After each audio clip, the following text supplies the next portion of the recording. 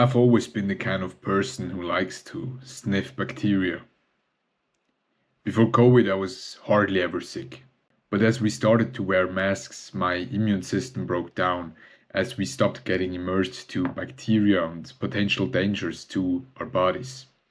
When we took off the mask, I had never been sick so often in my life.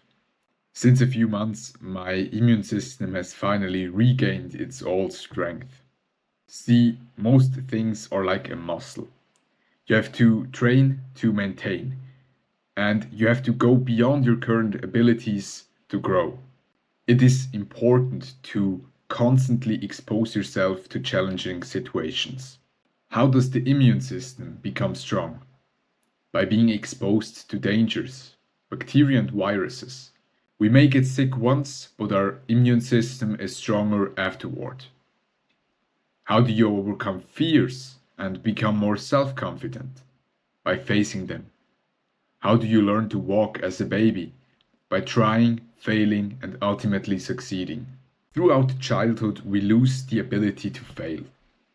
Why? Because we're taught that it is something bad.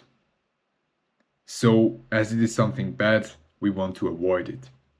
We stop seeing that failing is normal and necessary. I mean, wouldn't it be strange if the baby learning to walk just got up and ran after daddy? Likewise, there's no baby that decides to stay on the floor the whole life after falling on its butt once or twice. I've never seen it before. Well, I'm not the person to observe daddies with their babies, but have you? The process of learning how to walk happens naturally. The mind is not full yet of limitations that hold them back on the floor.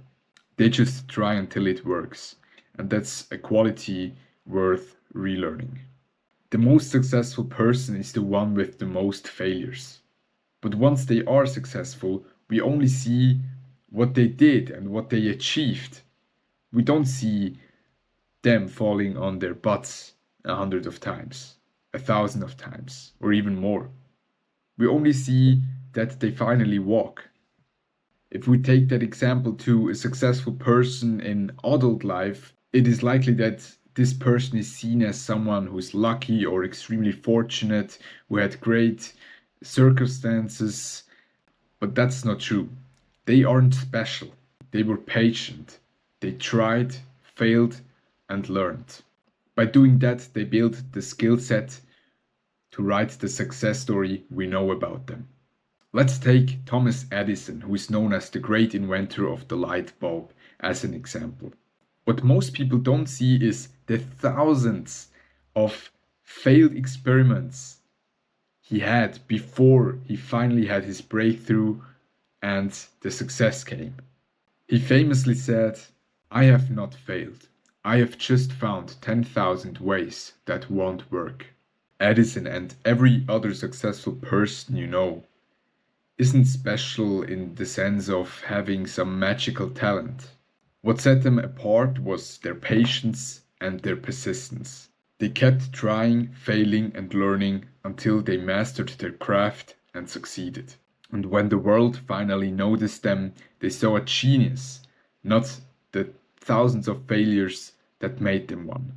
Keep that in mind as we move forward. Inability is ignorance. You could master anything, but I want you to not see your skill set as something definite. Yes, there are some skills you want to start as soon as possible because you will benefit from those over your whole life. For example, flirting or socializing or how to talk or emotional mastery or great humor.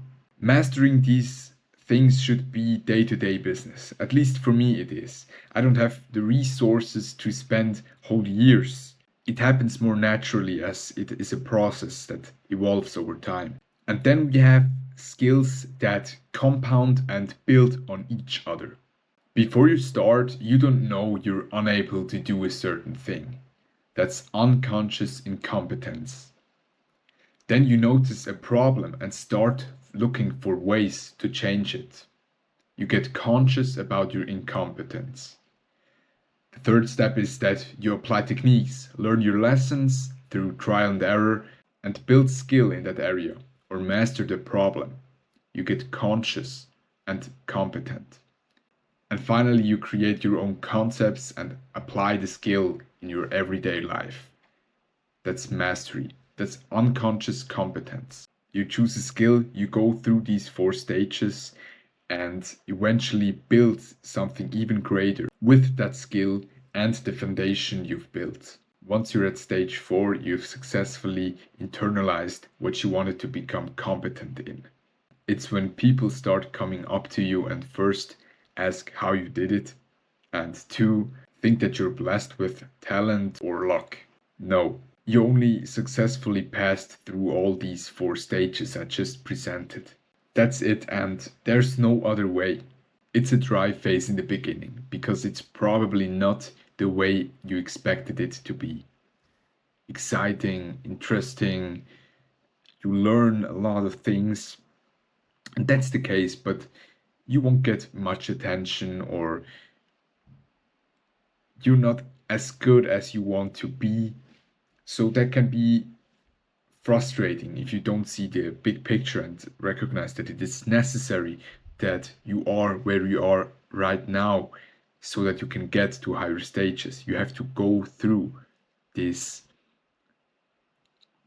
first 3 to 6 months, let's say, until you get your first results. And you get even more motivated to go beyond, to step further. Here, set goals you're in control of achieving. That's how every day you have small successes you can build confidence on. For me, it's 30 minutes of writing. It's doable, it's challenging because I learn new things and I learn new techniques, and I can plan it into my current schedule. And at the end of the week or after I've written a new newsletter, I see what I've done. I see my results. No matter how many people read it or how many clicks or views I get. I don't expect 50,000 readers on newsletter 1. I mean, how could I without authority? Authority is built over years through providing value without demanding something in return. And once you've built authority and trust, you can demand money for your work. And to get it by getting money from your work, the thing you do, the thing you love doing, you will get even more resources so that you can create even greater things. And that's exactly how you create win-win situations. That's how you create a life of abundance, by becoming a person who provides value. Serve first. Be a giver and you will be given.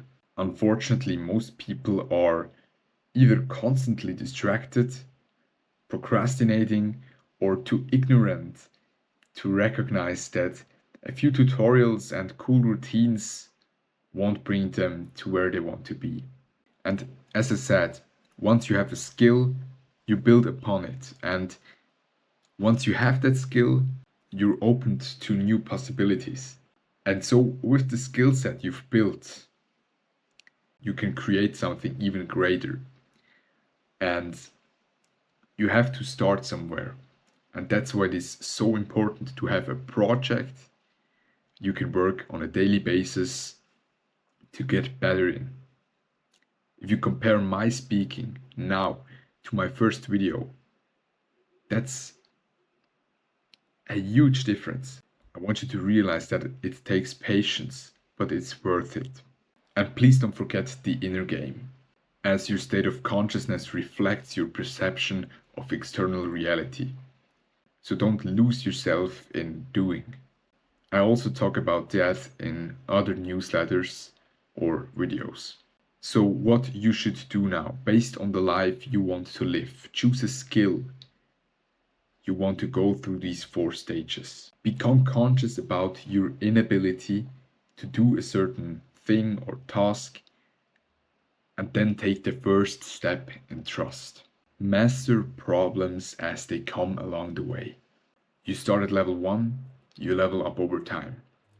Thanks for watching, check out my links, and have a nice day. All the best. Peace.